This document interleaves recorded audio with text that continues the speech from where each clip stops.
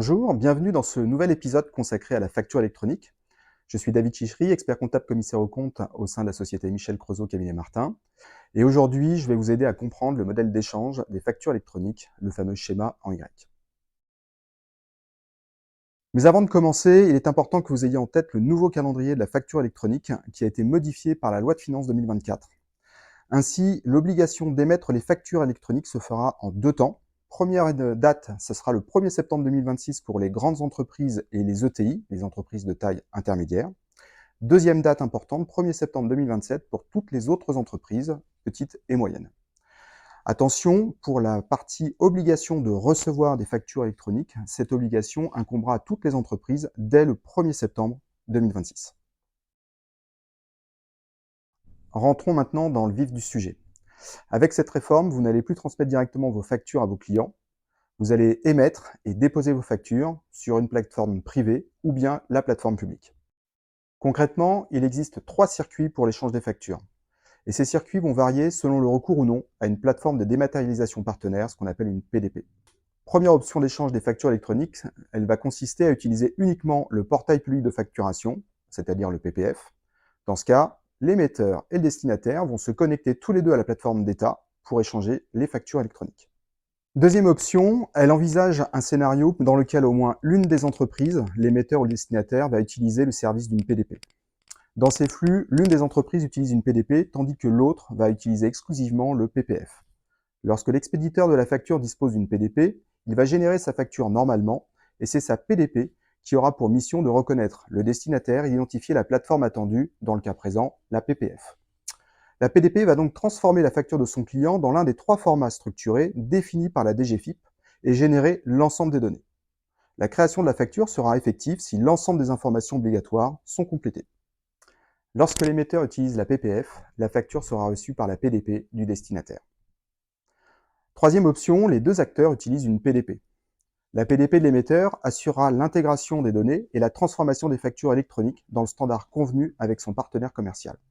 En parallèle, un extrait des données de facturation requises par la DGFiP sera envoyé au PPF. Les PDP effectueront les contrôles et validations exigés pour intégrer les factures dans le système de gestion de l'entreprise cliente. Chaque plateforme interrogera l'annuaire central.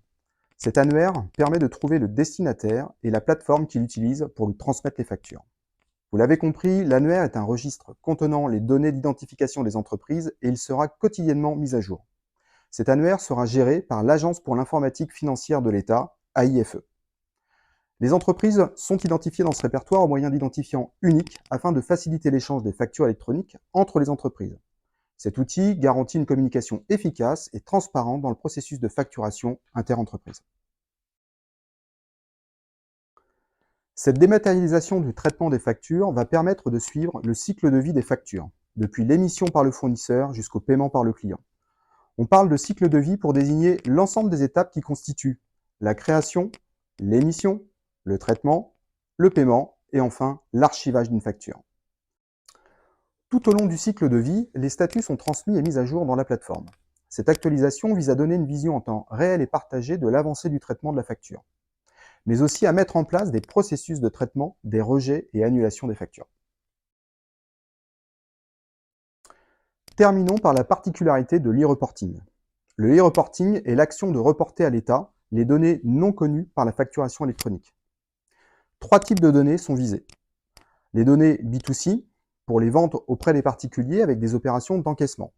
Ces informations sont issues des logiciels de caisse et la fréquence de transmission sera au maximum de 3 remontées par mois, en réalité tous les 10 jours, sous forme de décade, pour les entreprises qui vont relever d'un régime de TVA, d'un régime réel normal.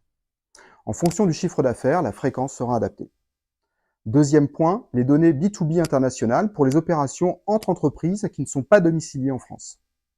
Et troisième point, les données relatives au statut des factures, à payer, etc. Et voilà, cet épisode est terminé. Vous pouvez visionner ou revisionner les épisodes 1 et 2 pour maîtriser l'ensemble de la réforme de la facture électronique. Si vous souhaitez être accompagné pour trouver un logiciel de facturation adapté à votre activité, nos équipes se tiennent à votre disposition. Pour rester informé de l'avancement de la réforme de la facture électronique, abonnez-vous à notre page LinkedIn ou Facebook. À bientôt!